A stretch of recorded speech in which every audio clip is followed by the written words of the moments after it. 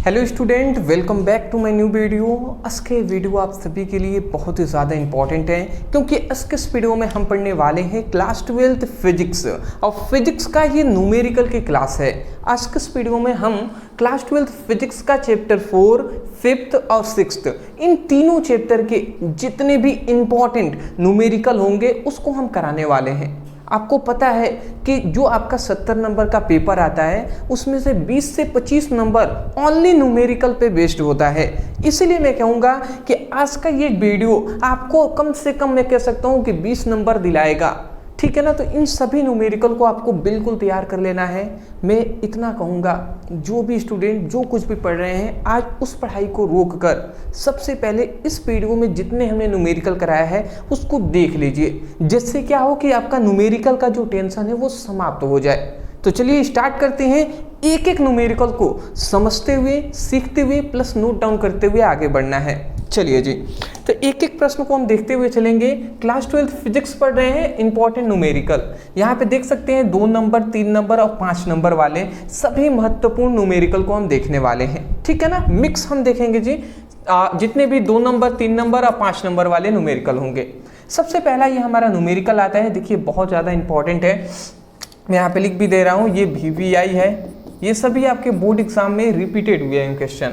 यहाँ पे कह रहा है कि एक कण पर आवेश कितना है, 2 × 10⁻⁻6 कूलाम है। वह 3 × 10⁻⁻6 मीटर प्रति सेकेंड की चाल से कितना हो रहा है, चाल से 0.20 टेस्ला के चुंबकीय क्षेत्र में 90 डिग्री का कोण, मतलब 90 डिग्री पर क्या होता है, चलता है। तो उस पर लगने वाला बल का मान ज्ञात कीजिए।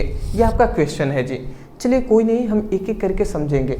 सबसे पहले कोई भी न्यूमेरिकल आप सॉल्व कर रहे हैं, इसमें आपको 2-3 बातें ध्यान देना है। सबसे पहले जब भी न्यूमेरिकल दे तो उसको क्या कीजिए, 2 से 3 बार, कम से कम 2 से 3 बार आप उस क्वेश्चन को क्या करेंगे, पढ़ेंगे, ठीक है ना। 2 से 3 बार क्वेश्चन को पढ़िए जिससे क्वेश्चन आपको समझ में आए। और जब आप क्वेश्चन पढ़ रहे हैं तो उसमें आप जो वैल्यू वाले पॉइंट्स हैं उसको आप नोट डाउन करें। जैसे यहाँ पे एक वैल्यू वाले पॉइंट्स आ गया है, यहाँ पे ये वैल्यू वाले पॉइंट्स आ गए, यहाँ पे वैल्यू वाले पॉइंट्स आ गए।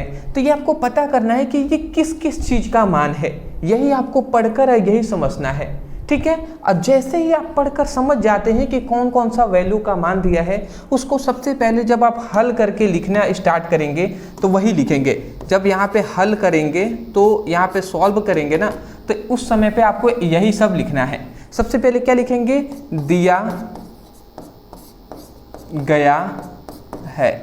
अब क्या दिया गया है, सबसे पहले यहाँ पे कह रहे हैं एक कण पर आवेश, मतलब एक ये कण है, इस पर आवेश का जो मान दिया है वो इतना दिया है। तो हम लिख देते हैं जी, यहाँ पे सबसे पहले हमें आवेश का मान दिया गया है। आवेश Q का मान कितना दिया है, आवेश Q का मान जो दिया है वो 2 × 10⁻⁻6 कूलाम दिया है। ये पहला हमारा हो गया। दूसरा कह रहा है 3 × 10⁻6 मीटर प्रति सेकेंड की चाल, मतलब इसका मतलब ये चाल का मान दिया है। तो इसका मतलब हम यहाँ पे क्या लिख देंगे, चाल क्या हो जाएगा, चाल को हम v से यहाँ पे दर्शाते हैं। यहाँ पे चाल भी कह दें या वेग भी कहे, दोनों बात एक ही है जी। तो यहाँ पे चाल अगर कहते हैं तो चाल कितना है, 3 × 10⁻, कितना है, 6 है, मीटर प्रति सेकेंड है। ये हमने लिख दिया।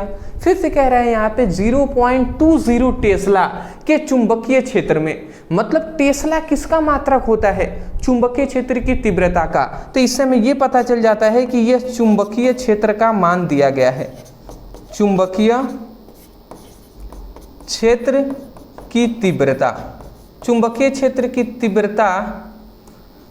क्षेत्र की तीव्रता मतलब B का मान यहाँ पे दिया हुआ है और वो कितना दिया है, 0.20 टेस्ला दिया गया है। उसके बाद यहाँ पे कह रहे हैं चुंबकीय क्षेत्र पे 90 डिग्री का पर चलता है, मतलब ये कोण का मान यहाँ पे दिया गया है। अंत में जो है कोण मतलब थीटा का जो मान दिया गया है वो 90 डिग्री दिया गया है। देखिए हमने कोई भी अभी तक बाहर से कुछ नहीं लिखा, ये क्वेश्चन हमने पढ़ा उससे जो कुछ भी यहाँ पे दिया गया था वही हमने लिखा है। जैसे ही आप वैल्यू वाले पॉइंट्स लिख लें उसके बाद आपको ये पता करना है कि हमारा लक्ष्य क्या है, मतलब टारगेट क्या है, हमारा एम क्या है। तो यहाँ पे कह रहा है कि उस पर लगने वाला बल की गणना कीजिए। उस पर मतलब किस पर, जो एक कण है ना, उस कण पर लगने वाली बल की गणना करना है कि उस कण पर कितना फोर्स लग रहा है। तो कण पर लगने वाला बल, तो यहाँ पे हमने कहा था, एक हमने आपको डेरिवेशन कराया था कि आवेशित कण पर लगने वाला बल, जिसको हमने कहा था कि लॉरेंज बल इसी को कहते हैं। तो वही लॉरेंज बल का यहाँ पे फॉर्मूला हम याद रखेंगे, आप वही यहाँ पे यूज भी होगा। देखिए हम यहाँ पे लिख देते हैं कि आवेशित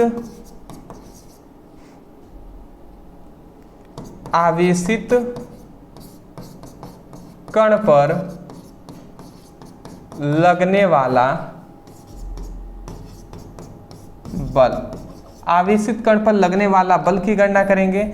अब बल F = Q V B sin theta होता है। ये हम फॉर्मूला जानते हैं, तो इस फॉर्मूले का हम क्या करेंगे, उपयोग कर लेंगे। F = Q V B sin theta. अब यहाँ पे समझिएगा, आवेशित कण पर लगने वाला बल हमने क्यों लिखा। देखिए ये जो कण है, तो कण पर देखिए इतना आवेश है, तो जब कण पर आवेश है तो इस कण को हम आवेशित कण कहेंगे ना। तो इस आवेशित कण पर ही हमें बल का मान पूछा गया है, तो इसीलिए लिखा गया आवेशित कण पर लगने वाला बल का फॉर्मूला होता है F = Q V B sin theta. अब सिंपल सा कुछ नहीं करना है, यहाँ पे देखिए Q का मान दिया है, यहाँ पे पुटअप करेंगे, V का मान इतना है, यहाँ पे पुटअप करेंगे, B का मान यहाँ पे दिया है, यहाँ पुटअप करेंगे, और थीटा के जगह पर हम कितना लिख देंगे, 90 डिग्री रख देंगे और देखेंगे सॉल्व करके। तो देखिए बहुत ही सिंपल है, बट बहुत ही सारे स्टूडेंट इसको नहीं कर पाते, इतना सिंपल सा क्वेश्चन। यहाँ पे Q का मान कितना दिया है, 2 × 10⁻6 दिया है, तो 2 × 10⁻6 है। F का मान है 3 × 10⁻6 है, तो 3 × 10⁻6 है। उसके बाद B का जो मान दिया है, B का मान 0.020 है, और उसके बाद साइन थीटा मतलब साइन 90 अंश, तो यहाँ पे हम लिख देते हैं साइन 90 डिग्री, इतना हमने लिख दिया। फिर आगे हम इसको सॉल्व करें तो यहाँ पे देखिए, सबसे पहले ये 10⁻⁻6 है, ये 10⁻6 है, तो ये दोनों, अब पहले तो ये दोनों कैंसिल हो जाएंगे, कैंसिल हो गए। 2 × 6, पहले इसका इसमें गुणा करा देते हैं, 2 × 6 हो जाएगा, तो ये 6 हो गया। फिर से यहाँ पे 0.20 बचा है, तो ये हमने लिख दिया। और साइन 0 अंश का, साइन 90 अंश का मान होता है 1, तो 1 हमने लिख दिया। अब देखिए, अब कुछ यहाँ पे नहीं बचा है, अब ध्यान से समझेंगे। यहाँ पे हम इसको क्या लिख सकते हैं, तो समझिएगा, ये 6 है तो हमने 6 लिख दिया। ये 0.20 है, इसको अगर हम चाहें तो देखिए 2 अंक, ये दशमलव के बाद 2 अंक है ना, तो अगर हम इसको इधर लेकर आते हैं, इधर 2 अंक अगर हम इधर लेके आए, या ओनली 1 अंक हम इधर लेके आते हैं, इस 2 को और दशमलव यहाँ पे रख देते हैं, तो यहाँ पे हम क्या करना पड़ेगा, 0 मतलब सिंपल सा ये कहना। देखिए बात आप समझिएगा, ये 0 पॉइंट में यहाँ पे थोड़ा सा समझाना चाहूँगा, 0.20 है, ठीक है ना, 0.20 है। इसी को अगर हम चाहें तो ये हम क्या कर सकते हैं, इसी को 1 अंक हम इधर लाते हैं, तो 2.0 और गुणे 10⁻⁻1 से गुणा करना पड़ेगा। देखिए अगर हम -1 से गुणा करेंगे ना, तो ये दशमलव से 1 अंक इधर आ जाएगा, तो वही 2 आ गया है। अब इसी को हम चाहें तो ये दशमलव लिखने की कोई ज़रूरत नहीं, तो 2 × 10⁻⁻1 हम लिख सकते हैं। मतलब क्या है कि इतने वैल्यू को हम चाहें तो इतना भी लिख सकते हैं, तो यही हम काम यहाँ पे करेंगे। तो इसको हम क्या लिख सकते हैं, 2 गुणे क्या लिख सकते हैं, 10⁻⁻1। ये 1 का गुणा होगा, 1 में समाप्त हो जाएगा, ये कोई वो नहीं है। अब इसको हम अगर हम सॉल्व कर लेते हैं आगे और, तो F = क्या हो जाता है, 6 दूना 12, तो ये 12 हो जाएगा, 6 दूना 12 अगुड़े 10⁻⁻1 हो गया। तो या तो आप इतना है, या तो आप इतना छोड़ दें, ठीक है ना, या तो आप इतना छोड़ दें। F = कितना, 12 × 10⁻⁻1, ठीक है ना। तो ये आप आंसर रखते हैं, यहाँ पे न्यूटन आप लिख देंगे, क्योंकि बल का मात्रक होता है न्यूटन, तो ये हमने लिख दिया। या तो इतना कर दें, या आपका आंसर ये भी हो सकता है कि F = ये देखिए यहाँ पे कुछ नहीं है ना, तो अगर हम ये 10⁻⁻1 को हटाएंगे तो यहाँ पे 1.2 लिखना पड़ेगा, ठीक है ना, 1.2 लिखना होता है। ठीक है, तो ये आपका आंसर हो सकता है। ये सब मैथ का रूल है दोस्त, ठीक है ना। अब आप कहेंगे कैसे आया, क्या आया, तो केवल यहाँ पे मैं यही कह सकता हूँ कि पाछांतर हमने किया होगा। यहाँ पे घातों को जब हटाया जाता है तो 1 अगर माइनस वाले को हटा रहे हैं तो 1 इधर करेंगे, प्लस वाले को हटाएंगे तो इधर करते हैं। तो ये सब मैथ का बेसिक रूल है, ठीक है ना, बेसिक टूल है जिसको आपको आना ही चाहिए, ठीक है ना। अदरवाइज आपका आंसर यहाँ पे भी सही है, यहाँ पे भी सही है, दोनों में से जो आप चाहें आंसर लिख सकते हैं। पहले तो आप स्क्रीनशॉट ले लें। हाँ जी, ले लिए ना, चलिए इतना आप पहले स्क्रीनशॉट ले लिए। ये था हमारा इंपॉर्टेंट, देखिए ये भी हमारे लिए इंपॉर्टेंट है। ये कितने नंबर में पूछा जाता है? 5 मार्क्स। कितने? 5 मार्क्स में। ये बताइए 5 नंबर वाला कुछ ज़्यादा हार्ड है जी? हार्ड तो नहीं है, बट स्टूडेंट माने या ना माने, अब बहुत सारे स्टूडेंट इसको छोड़ के ऐसे ही चले आते हैं। बट मैं चाहूँगा कि अब आपको छोड़ने की आवश्यकता नहीं है, आपको बिल्कुल भी छोड़कर नहीं आना है, ठीक है ना। चलिए स्क्रीनशॉट आपने ले लिया है। इस टाइप के क्वेश्चन को आपको प्रैक्टिस करना है, ठीक है ना, प्रैक्टिस जरूर कीजिएगा। आगे बढ़ते हैं। नेक्स्ट दूसरा हमारा क्वेश्चन आता है, दूसरा हमारा इंपॉर्टेंट क्वेश्चन देख लीजिए कि एक प्रोटॉन जो क्या है 1.0 × 10⁶ मीटर प्रति सेकेंड की चाल से 0.01 टेस्ला चुंबकीय क्षेत्र में प्रवेश करता है, तो प्रोटॉन के पथ की त्रिज्या ज्ञात कीजिए। मतलब प्रोटॉन की पथ की त्रिज्या ज्ञात हमें करना है, जहाँ पे प्रोटॉन का द्रव्यमान इतना दिया है, आवेश का मान इतना दिया है। ये हमारा क्वेश्चन है जी। अब मैं आपसे कहूँगा, हो सकता है जब मैं बता रहा हूँगा तो आपको इजी लग रहा होगा कि सर इतना इजी बता रहे हैं, तो मैं यही कहूँगा वीडियो रोकिए, इसको पहले सॉल्व करने का प्रयास कीजिए। कर लिए होंगे तो अच्छी बात है, मैं अब सॉल्व कर रहा हूँ। अब ध्यान से देखिए कि आपने जो सॉल्व किया है उससे मैच कर रहा है ना, सही तो आपने आंसर लाया है, देख लीजिएगा, ठीक है ना। तो सबसे पहले आप क्या करेंगे, सबसे पहले 1-2 बार क्वेश्चन पढ़ेंगे, इसमें वैल्यू वाले पॉइंट्स को लिखेंगे। ये बताइए ये किसका मान है, ये किसका मान है, आप बता सकते हैं? आप बता सकते हैं ये किसका मान है? तो देखिए इसके अंत में हम देखते हैं मात्रक, मीटर प्रति सेकेंड। मीटर प्रति सेकेंड चाल का मात्रक होता है, तो इसीलिए ये हमारा चाल का मान हो गया। तो चाल को हम किससे प्रदर्शित करते हैं? v से प्रदर्शित करते हैं। तो चाल का मान है 1.0 × 10⁻⁻⁶। तो ये हमने लिख दिया चाल का मान। फिर हमारा दूसरा जो आता है वो 0.01 टेस्ला, मतलब टेस्ला मतलब किसका मात्रक? चुंबकीय क्षेत्र का मात्रक होता है। तो यही बात हम लिख देंगे कि चुंबकीय क्षेत्र की तीव्रता, चुंबकीय क्षेत्र की तीव्रता का जो मात्रक होता है, मतलब B का जो मान है 0.01 टेस्ला है। तो ये हमने लिख दिया। फिर से यहाँ पे कह रहे हैं कि प्रोटॉनों की पथ त्रिज्या ज्ञात कीजिए। प्रोटॉनों की पथ त्रिज्या ज्ञात करना है, ये हमारा लक्ष्य है, इसको याद रखेंगे। प्रोटॉनों का द्रव्यमान, तो ये हमारा प्रोटॉन का द्रव्यमान, प्रोटॉन के द्रव्यमान को हम m से प्रदर्शित करते हैं। तो m = कितना है? 1.67 × 10⁻⁻27 kg है, इतना हमने लिख दिया। फिर से यहाँ पे आवेश का मान हमें दिया हुआ है। आवेश का मान कितना दिया है? आवेश Q का जो वैल्यू दिया है वो कितना दिया है? 1.6 × 10⁻⁻19। ये हमारा किसका मान दिया है? तो ये हमारा आवेश का मान दिया है। इतना हमने सबसे पहले लिख दिया। हमने यहाँ पे कुछ नहीं किया है, ओनली जो अभी क्वेश्चन में दिया गया है वही हमने यहाँ पे नोट डाउन किया हुआ है। अब हमारा ये लक्ष्य है कि प्रोटॉनों की पथ त्रिज्या ज्ञात करना है, मतलब R का मान हमें ज्ञात करना है। तो आप सोचना ये है दोस्त कि इस फॉर्मूले में इतना सब हमें दिया गया है इस क्वेश्चन में, तो इससे रिलेटिव कोई फॉर्मूला है जिससे हम त्रिज्या का मान निकाल सके? इससे रिलेटिव कोई फॉर्मूला है जिससे हम त्रिज्या का मान निकाल सके? तो वो हमारे पास फॉर्मूला है एक। वो क्या है? तो हम जानते हैं, चूंकि हम जानते हैं, हम क्या जानते हैं दोस्त? तो हम एक फॉर्मूला जानते हैं जो है कि त्रिज्या R = मतलब R = क्या हम जानते हैं? mv/qb। ये एक हम फॉर्मूला जानते हैं कि R = क्या होता है? mv बाई क्यू भी, यह फॉर्मूला हमने पढ़ाया हुआ है, तो इसको आप नोट डाउन कर लीजिएगा। अगर आपको याद नहीं होगा तो मैं आपसे रिक्वेस्ट करूंगा इस फॉर्मूले को नोट डाउन कर लीजिएगा। R = m इंटू भी बाई क्यू भी।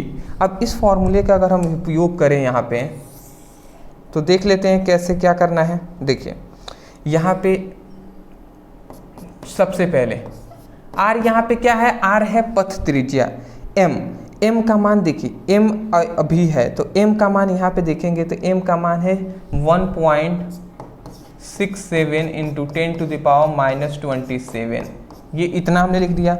अब v का मान देखेंगे तो v का मान है 1 इंटू 10⁻6, तो 1 इंटू 10⁻6 है। देखिए 1.0 है इंटू 10⁻6 है, इसको हम चाहें तो ओनली 10⁻6 भी लिख सकते हैं, ठीक है ना, 10⁻6 भी लिख सकते हैं, मीटर प्रति सेकेंड हम कर देंगे।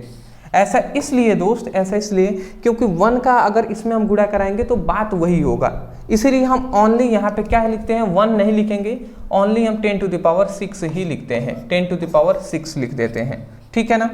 तो ये m भी का मान रख दिए। अब q का मान यहाँ पे देखेंगे 1.6 इंटू 10⁻⁻19 है, तो हम यहाँ पे लिख देते हैं 1.6 इंटू 10⁻⁻19 है।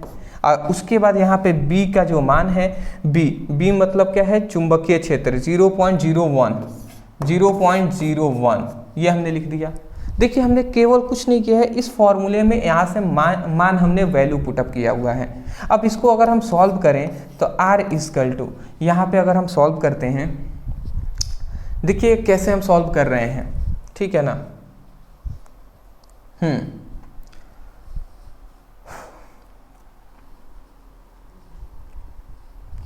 देखिए सबसे पहले इसको 1.67 लिख देते हैं, ठीक है ना।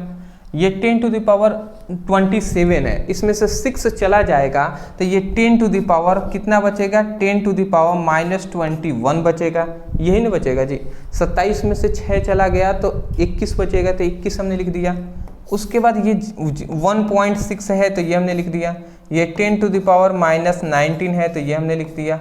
और उसके बाद 0.01 है तो 0.01 है, 0.01 इंटू, देखिए 0.01 को ना ध्यान से समझेंगे, 0.01 है, ठीक है। इसको अगर हम इसको अगर हम चाहें इतना के बराबर हम क्या लिख सकते हैं, 1 इंटू 10⁻⁻2 लिख सकते हैं, 1 इंटू 10⁻⁻2।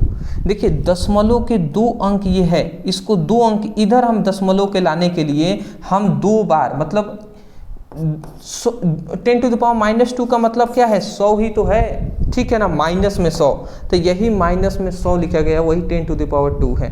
मतलब सिंपल सा है कि एक अंक दशमलव के इधर लाते तो 10⁻−1 लिखते हैं, 2 अंक ला रहे हैं तो -2 लिखेंगे। तो वही हम आपको समझाना चाहते हैं, इतने की जगह पर हम इतना लिख सकते हैं ना, तो वही हम यहाँ पे लिखेंगे। तो क्या लिख देंगे, 1 इंटू 10⁻2 है, 1 इंटू 10⁻2 है। ये बताइए ये एक इसमें गुणा होगा तभी तो वो यही ना रहेगा जी, 10⁻2। तो इसका मतलब इतने के जगह पर सीधा, इतने के जगह पर डायरेक्ट हम इतना लिख सकते हैं, तो यही हम लिख देंगे 10⁻2 लिख दिए, ठीक है। ये सब आपको बेसिक रूल है, ये सब आपको पता होनी चाहिए, और मैं आशा करता हूँ पता भी होगा। अब देखिए इतना हमने कर दिया, उसके बाद अब हम क्या करेंगे, कुछ नहीं, देख लीजिए ये अगर हम यहाँ पे सॉल्व करें तो R ये 1.67 ये 10 कितना है, -21 है, ये 1.6 है। ये बताइए 10⁻19 है, मतलब 10⁻19 है, ये 10⁻2 है, तो 19 और 2 कितना होता है, 21 होता है, तो ये 10⁻21 हो गया। अब इस बताइए ये -21 से ये -21 कैंसिल हो गया, तो अब यहाँ पे बचा क्या, बचा ओनली यही कि R कितना बचा, 1.67 बाई क्या बचा, 1.6। अब इसमें इसका भाग देंगे तो जाहिर सी बात है कि एक बार में जाएगा और उसके बाद कुछ दशमलव आ जाएगा। आप भाग देकर देख सकते हैं, ठीक है ना, ठीक है, आप भाग देकर देख सकते हैं। मैं डायरेक्ट आपको बता दे रहा हूँ, 43 और 75 ऐसे कुछ आपका आ जाएगा, ठीक। ठीक है ना, इधर उधर दशमलव में थोड़ा बहुत आ सकता है, उससे कोई दिक्कत नहीं है। ठीक है, तो ये हमारा क्या हो जाएगा, ये हमारा हो जाएगा जी मेन। ठीक है ना, आंसर। ठीक है, इतना आपका आंसर हो जाएगा। 1 के बाद आपको कुछ नहीं, ऐसा ही आएगा। आप दो अंक तक चाहें, यहाँ तक भी चाहें तो आप लिख सकते हैं, कोई दिक्कत वाली बात नहीं है। तो ये हमारा क्वेश्चन सॉल्व हो गया। इसी तरीके से आपको सिंपल होता है सभी क्वेश्चन, ज़्यादा हार्ड नहीं होते हैं। बस जब लगाया जाता है या कोई भी आपको अचानक से न्यूमेरिकल दे दिया जाता है तो आप थोड़े से शौक रहता है, थोड़ा डर रहता है। अब फिर ये हमें ज़्यादातर दिक्कत आती है कि मान लेते हैं वैल्यू तो हमने सब समझ लिया, बट मेन प्रॉब्लम आता है कि फॉर्मूला हम कौन सा लगाएं। फॉर्मूला ही बहुत सारे स्टूडेंटों को नहीं पता चल पाता कि किस न्यूमेरिकल में कौन सा फॉर्मूला लगेगा। ये तब आपको आएगा जब चैप्टर आपको बेसिक से आप पढ़े हुए हैं, बेसिक आपको नॉलेज है, पूरी डीप में आपको नॉलेज है, तभी जाकर समझ में आएंगे। तो इसलिए मैं कहूँगा कि आपको जो भी कम से कम डीप में आपने नॉलेज नहीं लिया है कोई बात नहीं, तो जो हम अभी आपको इम्पॉर्टेंट जो फॉर्मूले बता दे रहे हैं न्यूमेरिकल के साथ, उसको तो तैयार करें, उसको तो आपको ज़रूर तैयार करना पड़ेगा। स्क्रीनशॉट ले लीजिए। चलिए, अच्छी बात है। सब ये क्लासेस थोड़ी सी लंबी होंगी, मैं पहले ही कह दे रहा हूँ, क्योंकि हम 3 चैप्टरों को एक ही वीडियो में न्यूमेरिकल करा रहे हैं, और सभी 2 नंबर, 3 नंबर और 5 नंबर वाले। चलिए, अगला हमारा क्वेश्चन आता है कि 0.20 मीटर लंबा तार 5.0 एम्पियर धारा वाहन कर रहा है और उसे 0.40 टेस्ला के चुंबकीय क्षेत्र के लंबवत रखा गया है, तो तार पर लगने वाला बल का मान ज्ञात कीजिए। यहाँ पे एक इंपॉर्टेंट आपके लिए न्यूमेरिकल है। मैं कहूँगा कि वीडियो आप पॉज करके, वीडियो रोक कर आप थोड़ा सा ज़रूर प्रैक्टिस ज़रूर कीजिएगा। ठीक है ना, इंपॉर्टेंट है, प्रैक्टिस पर ही निर्भर रहेगा आपका। ठीक है, तो आशा करता हूँ कि आपने किया हुआ। अब मैं आपको करा दे रहा हूँ, देखिए आपने सही किया है या नहीं। ठीक है ना, आप अपने आंसर से मैच जरूर कीजिएगा। तो सबसे पहले हम लिखेंगे हल, और यहाँ पे सबसे पहले हमने लिखेंगे क्या, दिया गया है। अब यहाँ पे क्या क्या दिया गया है, जो भी इसमें वैल्यू है उसको लिखना है। सबसे पहले एक 0.20 मीटर लंबा एक तार है, मतलब ये किसका मान दिया हुआ है, ये तार की लंबाई का मान दिया गया है। ठीक है ना, लंबा मतलब लंबाई का मान दिया गया है, तो तार की लंबाई, तो तार की लंबाई कितनी है दोस्त, तार की लंबाई को L से दर्शाते हैं। L का मान जो दिया है 0.20 मीटर दे दिया है, इतना हमने लिख दिया। फिर दूसरा हमारा है 5.0 एम्पियर की धारा वाहक कर रहा है, मतलब यहाँ पे विद्युत धारा का जो मान दिया है, विद्युत धारा जो I का मान दिया है वो कितना 5.0, जीरो का कोई मतलब है नहीं, तो 5 एम्पियर ही हम डायरेक्ट लिखते हैं। तो 5 एम्पियर की धारा प्रवाहित हो रहा है, उसमें 0.40 टेस्ला के चुंबकीय क्षेत्र है, तो मतलब चुंबकीय क्षेत्र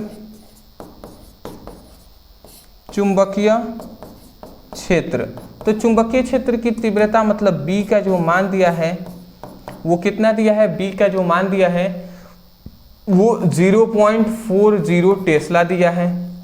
और यहाँ पे देखिए चुंबकीय क्षेत्र के लंबवत है, तो लंबवत होने का मतलब कि कोण जो बन रहा है वो 90 डिग्री का बन रहा है। लंबवत होने का मतलब क्या है कि कोण जो बन रहा है वो 90 डिग्री का बन रहा है, तो उस पर लगने वाला बल का मान ज्ञात करना है। क्या ज्ञात करना है जी, कि उस पर लगने वाला, उस चालक तार पर लगने वाला बल की मान ज्ञात करना है। तो यहाँ पे हमने बताया है कि किसी भी धारावाही चालक पर लगने वाला बल का एक हमने डेरिवेशन आपको कराया था, तो वही डेरिवेशन यहाँ पे हम करेंगे। तो हम यहाँ पे लिख देते हैं, सॉरी चलिए कोई नहीं, बच गया। चलिए, तो यहाँ पे लिखेंगे तब हमने एक फॉर्मूला बताया था, यहाँ पे यही कहा जा रहा है कि एक जो चालक तार है वो कितना है, वो इतना मीटर उसकी लंबाई है, कितना 0.20 मीटर है, और उसमें 5 एम्पियर की धारा प्रवाहित हो रही है। ठीक है ना, तो उस पे कह रहा है कि इस चालक पर लगने वाला बल का मान ज्ञात कीजिए। ठीक है, तो इसके लिए हमने एक फॉर्मूला आपको कराया था, याद है आपको, हमने क्या कराया था, हमने फॉर्मूला कराया था F=ILB sin थीटा, ये हमने एक फॉर्मूला कराया था। इंपॉर्टेंट डेरिवेशन है, ये हमने कराया हुआ था। आप अगर चाहें तो आप सर्च भी कर सकते हैं कि धारावाही चालक पर लगने वाला बल। ब्रदर सर इतना लिख कर सर्च करेंगे वीडियो मिल जाएगा। तो तब हम जानते हैं क्या हम जानते हैं कि धारावाही चालक पर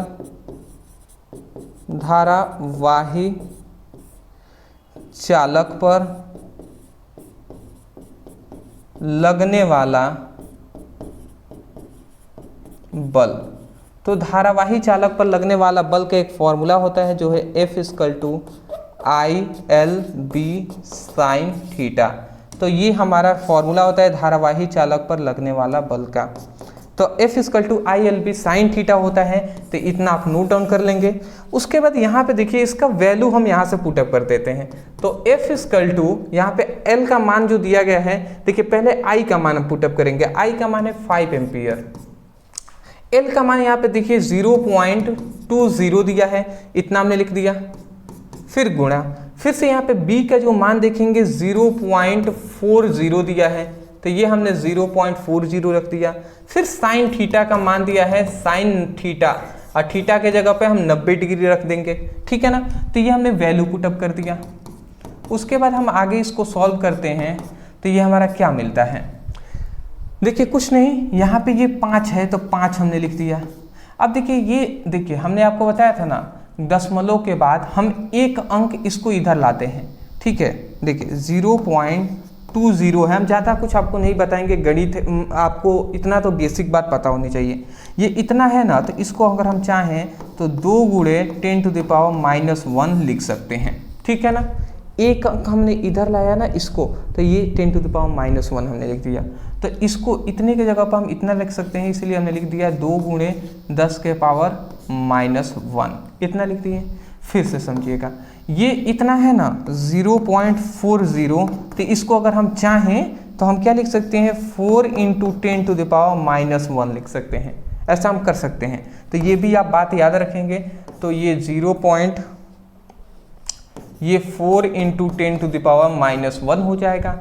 और उसके बाद ये साइन थीटा है, तो साइन 90 अंश का मान होता है 1, तो ये हमने लिख दिया।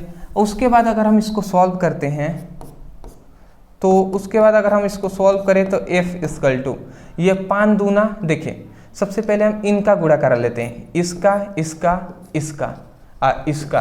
तो देखिए 5 दूना 10 और 10 चौको 40 और 40 से कम में 40, तो मतलब ये चारों गुणा होंगे तो 40 आएगा। और ये 10⁻⁻1 10⁻⁻1, तो हर समान होता है तो घातों को जोड़ लेंगे, 1 1 2 हो गया तो -2 हो गए। तो ये 40 क्या हो गया, 40 गुणे 10 के घात कितना है 2 है। तो या तो आप देखिए, या तो आप आंसर यहीं पे कर दें इतना न्यूटन, या तो आप यहाँ पर ही इतना न्यूटन कर दें, ठीक है। या आप चाहें इसी को तो थोड़ा सा और आप एक्सप्लेन करके यहाँ पे थोड़ा सा और क्या कर सकते हैं 4 × 10⁻⁻1 कर सकते हैं, और यही आप लिख देंगे न्यूटन, ठीक है। तो देख लीजिए, या तो आप ये कर दें, दोनों आपका आंसर सही है, ठीक है ना।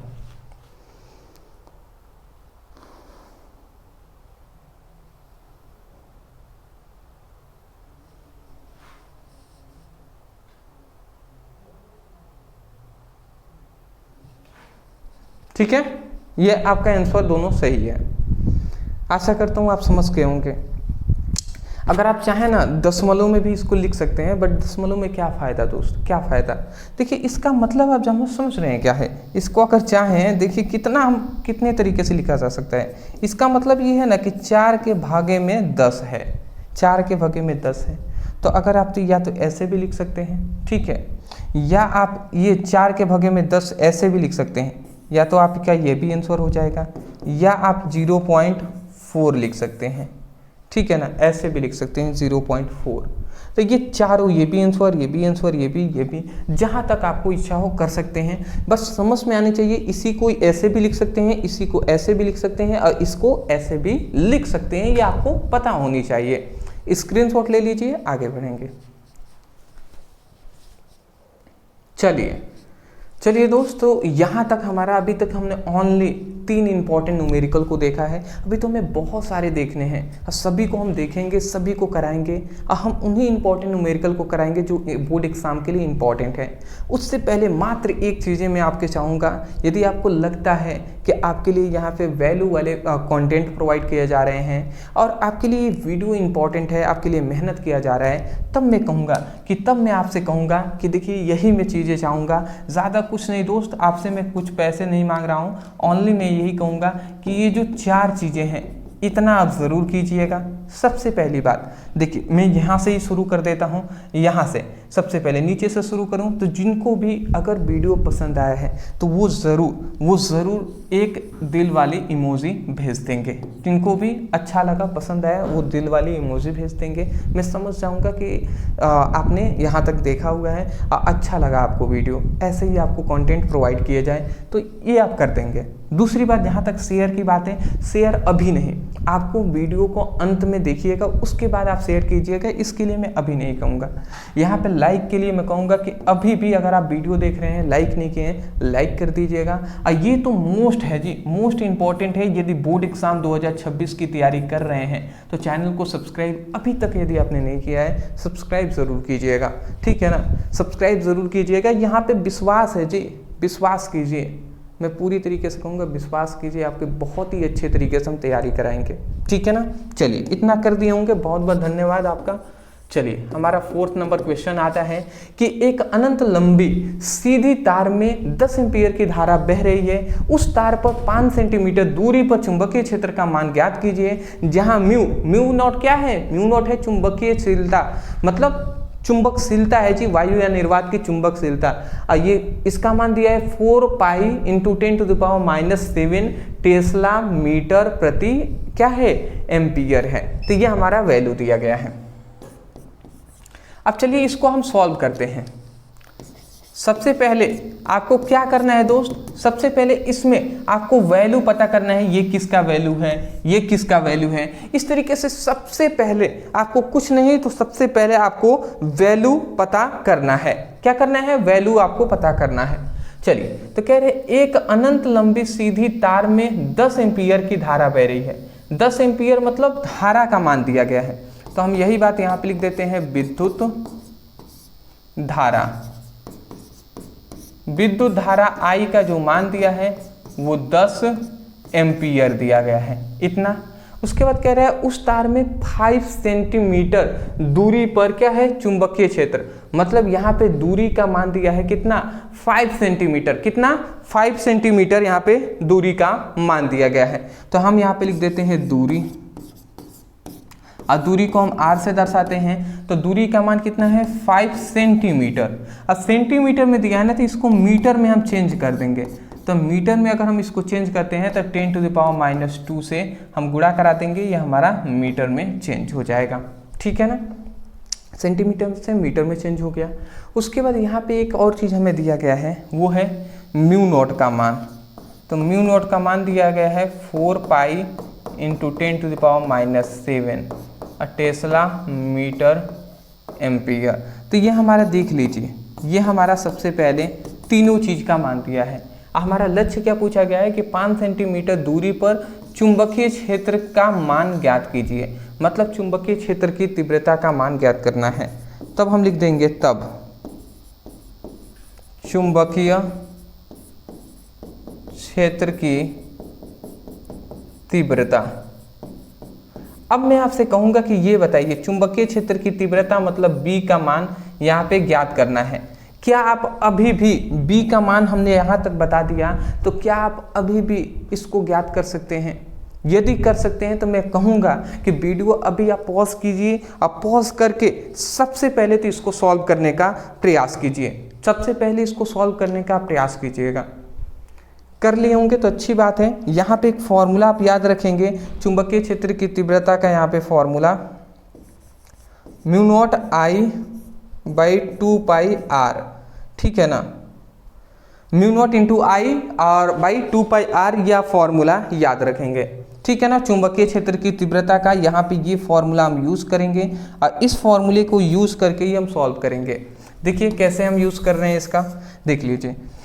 यहाँ पे सबसे पहली बात, हमें चुंबकीय क्षेत्र की तीव्रता B का मान चाहिए। म्यू नॉट का मान यहाँ पे हमें दे दिया है, I का मान हमें यहाँ पे दिया गया है। यहाँ पे देखिए 2 पाई है, तो ये पाई वैल्यू एक नियतांक है, R का मान यहाँ पे दिया गया है। सॉल्व कर सकते हैं आप। चलिए हम प्रैक्टिस भी आपको कराते हुए चल रहे हैं। तो B equal to mu naught का मान दिया है 4 pi into 10 to the power -7, तो ये हमने लिख दिया। आई का मान यहाँ पे देखेंगे 10 एम्पियर है, तो 10 लिख दिए हमने 10 एम्पियर के लिए। उसके बाद यहाँ पे 2 पाई है, तो हमने 2 पाई लिख दिया। और उसके बाद आर का मान यहाँ पे दिया है 5 इंटू 10 टू द पावर -2 है, तो -2 लिख दिए। तो देखिए हमने कुछ नहीं, यहाँ से वैल्यू केवल पुटअप किया है। अब यहाँ पे पुटअप कर दिए हैं, तो देख लीजिए B इक्वल टू, देखिए सबसे पहले हम क्या कर सकते हैं, देखिए यहाँ पे 5 दूनी 10, ये कट गया। फिर से इस पाई से ये पाई कैंसिल हो गया, और 2 एकम में 2, 2 दूना 4, ये कैंसिल हो गया। तो अब ये 2, तो 2 दूना 4 हो गए, तो ये हम लिख देते हैं यहाँ पे ऊपर 4 अगुड़े, ये 10 टू द पावर -7 है, तो 10 टू द पावर -7 हमने लिख दिया। और उसके बाद यहाँ पे क्या बचा है, 10 टू द पावर -2 है, तो ये हमने 10 टू द पावर -2 लिख दिया। इतना आप समझ गए। अब ये ऊपर चला जाएगा, तो ये क्या होगा, B इक्वल टू, ये हमारा 4 है, B इक्वल टू 4 है, ये 10 टू द पावर -7 है, और ये 10 टू द पावर -2 अगर ऊपर चला जाएगा तो 10 टू द पावर 2 हो जाएगा। ये 10 टू द पावर 2 अगर 7 में से चला जाएगा 2 गो, तो कितना बचेगा दोस्त, 7 में से 2 अगर आपका चला गया तो 10 टू द पावर 5 बचेगा। तो ये हमारा वैल्यू आ गया जी, यही हमारा क्या हो जाएगा, आंसर हो जाएगा। और चुंबकीय क्षेत्र की तीव्रता का मात्रा क्या होता है, टेस्ला, तो ये टेस्ला या ओनली टी यहाँ पे लिख देंगे, यही हमारा आंसर हो जाएगा। 4 इंटू 10 टू द पावर -5, ठीक है ना। चलिए समझ में आ गया होगा, स्क्रीनशॉट ले लीजिए। हाँ जी, नेक्स्ट हमारा 5th नंबर क्वेश्चन आता है, जो कह रहा है कि एक परिपथ तार कुंडली की त्रिज्या 0.05 मीटर है तथा उसमें 2.0 एम्पियर की धारा बह रही है, तो कुंडली में चुंबकीय द्विध्रुव आघूर्ण ज्ञात कीजिए। यहाँ पे हमारा वैल्यू क्या है, चुंबकीय द्विध्रुव आघूर्ण का हमें वैल्यू ज्ञात करना है। चलिए सबसे पहले तो आपको वीडियो पॉज करके आप एक बार प्रैक्टिस जरूर कीजिएगा, ट्राई ज़रूर कीजिएगा कि आपको आ रहा है या नहीं, क्योंकि हम आपको कराएंगे तो वो तो सिंपल लगेगा आपको, या आपको लगेगा कि इतना इजी है, बट आप स्वयं देखिए, आप स्वयं करके देखिए क्या आप इसको कर पा रहे हैं।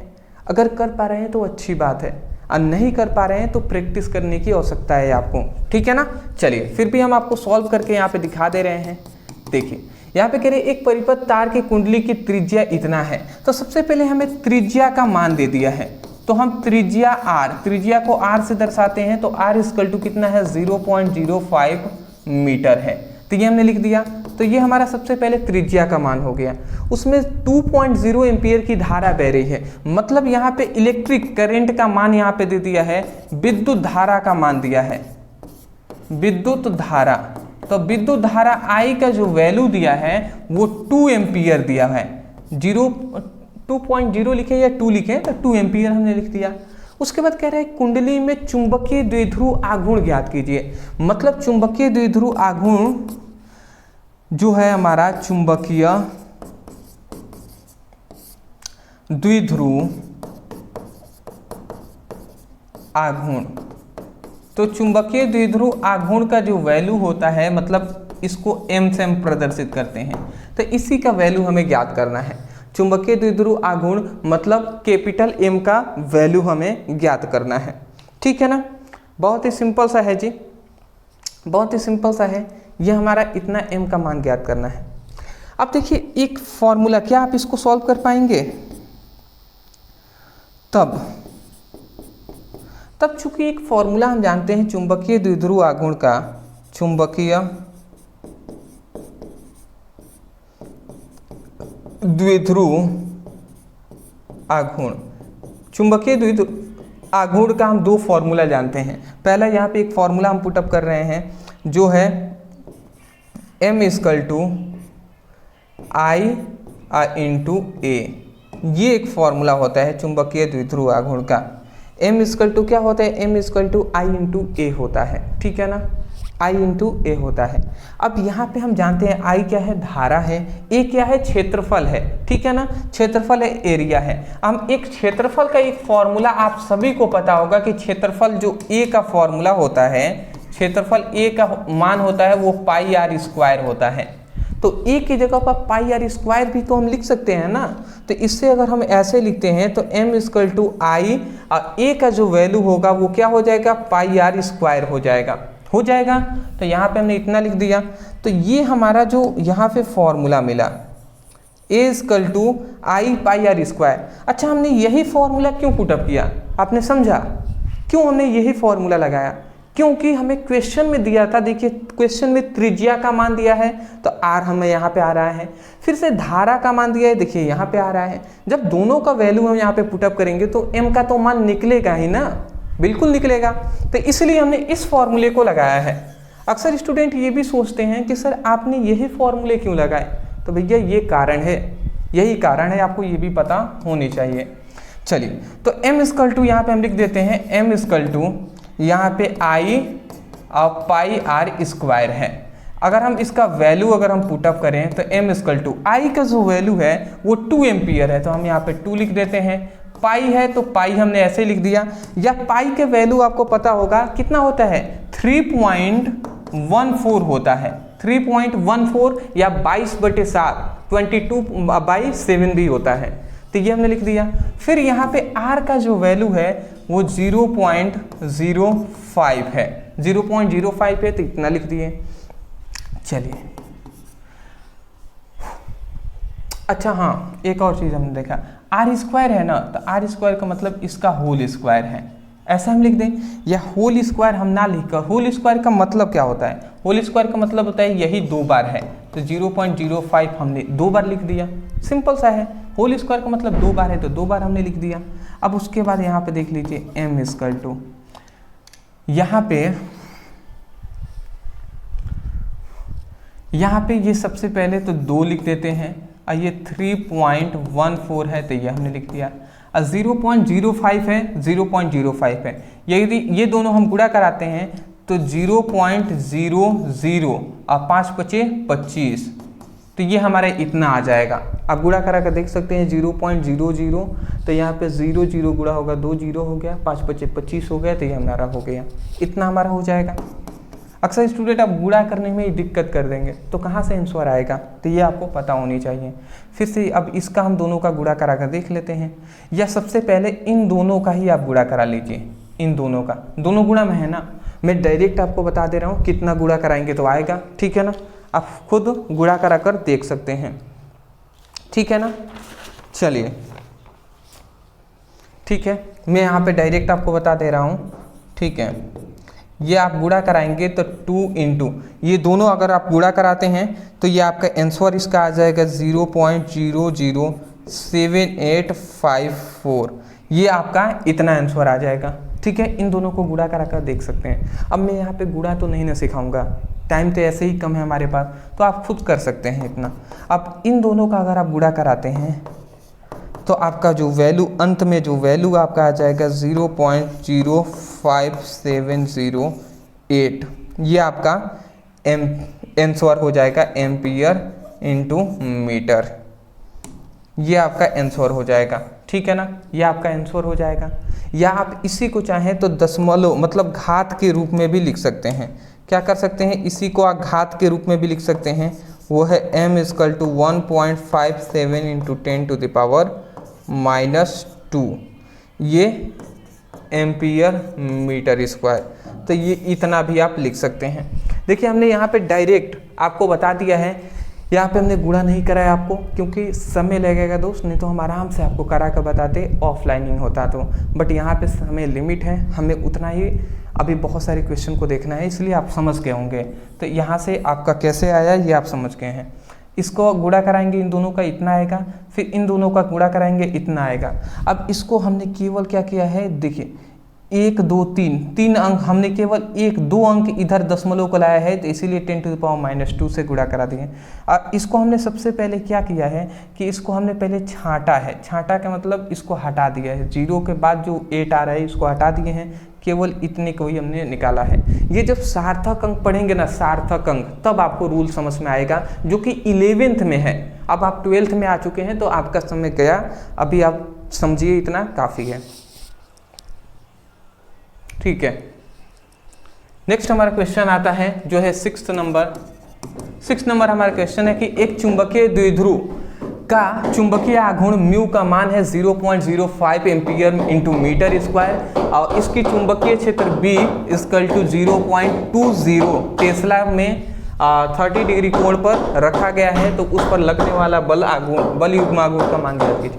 देखिए घर पे थोड़ा सा काम चल रहा है, ठीक है ना, आपको सुनाई तो दे रहा है ना, घर पे काम हो रहा है तो मैं कुछ कर नहीं सकता, बट थोड़ा सा आप सब्र कर लीजिएगा या वीडियो को थोड़ा सा बढ़ा लीजिएगा। अभी आपको नहीं सुनाई दे रहा होगा, चलिए घर पे काम हो रहे हैं ना, तो क्या किया जाए, सब देखना है।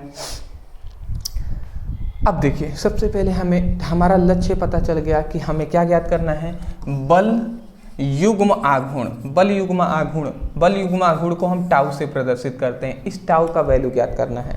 हमें क्या क्या दिया है इसको भी देख लेते हैं। तो हमारा यहाँ पे देखिए क्या दिया है, सबसे पहले चुंबकीय द्विध्रुव का चुंबकीय आघूर्ण यहाँ पे म्यू का मान इतना दिया है। अच्छा मैं आपको बता दे रहा हूँ स्पष्ट, चुंबकीय आघूर्ण को हम ज़्यादातर एम से ही दर्शाते हैं, बस क्वेश्चन में यहाँ पे म्यू से दे दिया है तो म्यू ही हम दर्शा देंगे, म्यू दिया गया है तो म्यू से दर्शा देते हैं, बट एम से ही ज़्यादातर हम दर्शाते हैं। तो हम यहाँ पे चुंबकीय आघूर्ण का वैल्यू दिया गया है, तो हम लिख देते हैं चुंबकीय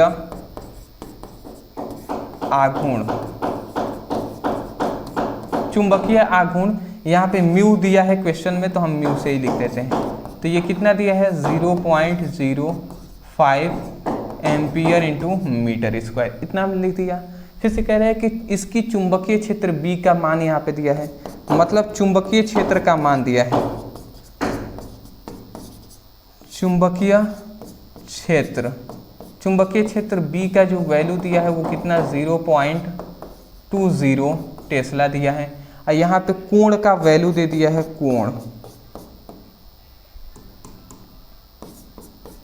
कोण का मान दिया है, कोण मतलब थीटा का मान दिया है वो 30 डिग्री दे दिया है, ठीक है ना। तो हम किसको कह सकते हैं कि उस पर मतलब चुंबकीय आघूर्ण द्विध्रुव आघूर्ण पर लगने वाला बल युग्म आघूर्ण, मतलब चुंबकीय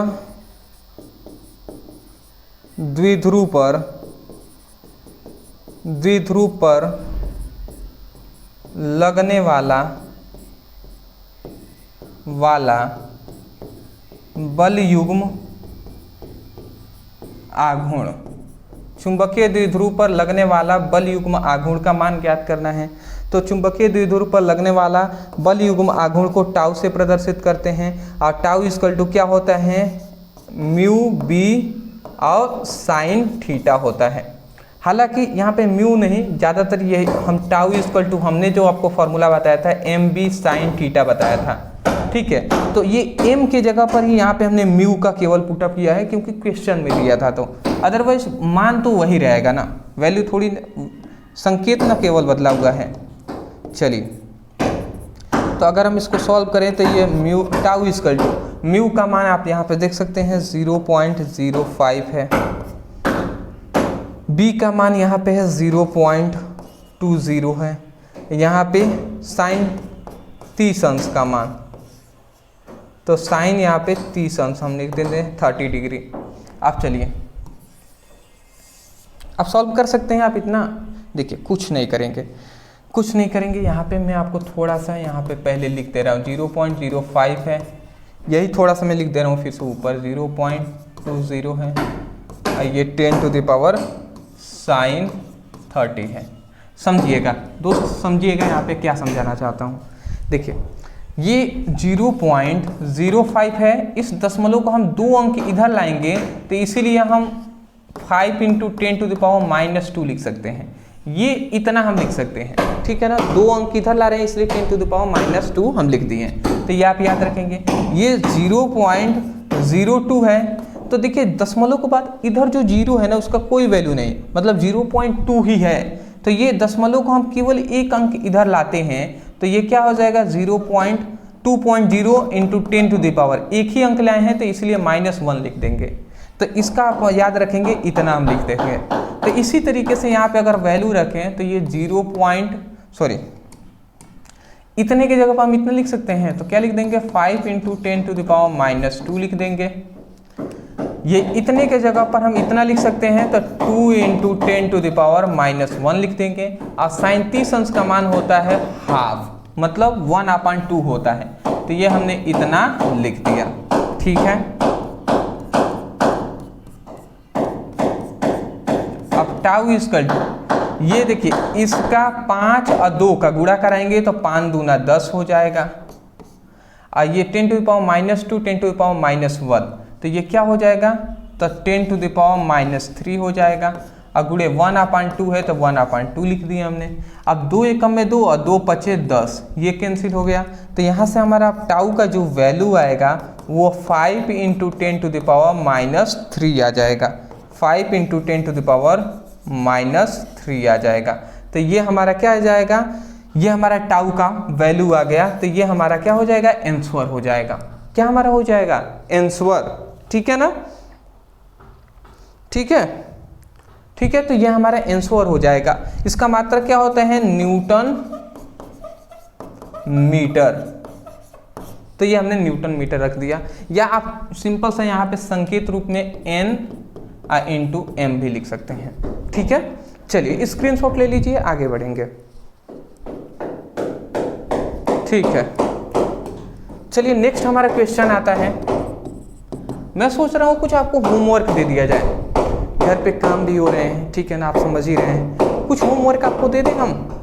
चलिए जी, कोई नहीं, अगर आप परेशान नहीं होइएगा, आ जाते हैं तो अच्छी बात है, नहीं आएगा तो हम आपको बता दे रहे हैं। थोड़ा सा मैं आपको कुछ मदद भी यहाँ पे कर दे रहा हूँ। देखिए यहाँ पे सबसे पहली बात क्षेत्रफल का मान दे दिया है, यहाँ पे b का मान दे दिया है, और यहाँ पे समय मतलब इतना सेकेंड लग रहा है, और हमें विद्युत वाहक बल का मान पूछ लिया है। ठीक है ना, देख लीजिए, मैं स्पष्ट रूप से पूरा सॉल्व नहीं करूंगा बट समझाते रहे। यहाँ पे क्षेत्रफल का मान दिया है, मतलब a का मान दे दिया है, वो कितना दिया है 0.02 मीटर स्क्वायर। फिर से यहाँ पे b का जो मान दे दिया है 0.5 टेस्ला दे दिया है। फिर से यहाँ पे समय का मान दे दिया है t, डेल t का मान इतना दे दिया है, कितना 0.10 सेकेंड दे दिया है। ठीक है, नहीं सुनाई दे रहा होगा, मैं समझ रहा हूँ। अब विद्युत वाहक बल का मान हमसे पूछा जा रहा है। देखिए यहाँ पे क्या फॉर्मूला लगाएंगे, फैराडे के विद्युत चुंबकीय प्रेरण संबंधित नियम, आपने पढ़ा हुआ है ना, फैराडे का विद्युत चुंबकीय प्रेरण संबंधित नियम। मैं यहाँ पे लिख दे रहा हूँ, फैराडे का विद्युत चुंबकीय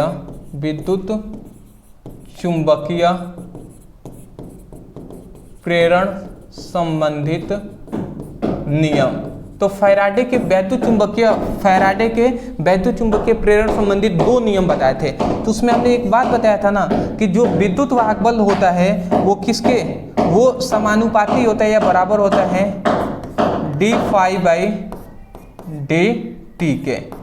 डेल लगाएं या डी लगा दें, तो ये फाई बाई टी के, मतलब चुंबकीय फ्लक्सों की संख्या में परिवर्तन की दर प्रेरित विद्युत वाहक बल के समानुपाती होता है। तो यही फॉर्मूला है जी। तो इसी फॉर्मूले का आप यहाँ पे यूज कर देंगे। अब आप समझ गए ना, यहाँ पे हमें विद्युत वाहक बल मतलब इसका मान पूछा गया था, ये हमने लिख दिया। टी का मान देख लीजिए, यहाँ पे टी का मान इतना रख देंगे, और यहाँ पे फाई का मान दिया है। अब यहाँ पे सोचेंगे फाई का मान नहीं, तो एक चीज याद रखेंगे कि फाई इक्वल टू होता है क्या होता है, ए बी कॉस थीटा, मतलब ए बी होता है। यहाँ पे अगर हम इस तरीके से ले ले तो यहाँ पे ये याद रखेंगे कि phi equal to A into B होता है। ए मतलब क्या है, क्षेत्रफल है, और बी मतलब चुंबकीय क्षेत्र है। तो इसी को अगर चाहें तो ये आप क्या लिख सकते हैं, ए इंटू बी लिख सकते हैं, और यहाँ पे डेल टी लिख सकते हैं। तो इसी फॉर्मूले को ये लिख लीजिएगा, इसी फॉर्मूले से आप नोट डाउन कर लीजिएगा। ए का मान यहाँ पे, बी का मान यहाँ पे, और टी का मान यहाँ पे रखेंगे, सॉल्व करेंगे, मिल जाएगा। इतना तो मदद हमने कर दिया, इतना तो आप कर ही सकते हैं, तो इतना ज़रूर कीजिएगा। कर लेंगे ना। अगर कर लीजिएगा तो मुझे आप कह दीजिएगा, बस इतना कह दीजिएगा, हाँ सर हमने प्रैक्टिस हम करेंगे, या मतलब ऐसा कुछ लिख लीजिएगा। क्या मैं कहूँ, लिख लीजिएगा इतना, क्वेश्चन नंबर 7 ओके, इतना, यही आपको कमेंट करना है। क्वेश्चन नंबर 7 ओके लिख दीजिएगा कमेंट में। अगला हमारा आते हैं जो है हमारा अंतिम जो है 8 नंबर क्वेश्चन, इसके लिए भी मदद मैं कर दे रहा हूँ। देखिए, एक चालक छड़ जिसकी लंबाई इतना है, मतलब L का मान दे दिया है, L का मान 0.50 मीटर दिया है। उसके बाद यहाँ पे चुंबकीय क्षेत्र B का मान दे दिया है, मतलब B का मान दिया है 0.20 टेस्ला दिया है। यहाँ पे कह रहा है कि लंबवत क्षेत्र में इतना मीटर प्रति सेकंड की चाल से यहाँ पे चालक नहीं रहेगा, चाल से चल रही है। तो यहाँ पे चाल मतलब भी का जो मान दिया है वो 10 मीटर प्रति सेकंड दिया है, ये हमने लिख दिया। तो उस क्षण पर उत्पन्न विद्युत वाहक बल, तो विद्युत वाहक बल के एक फॉर्मूला याद रखेंगे, IL मतलब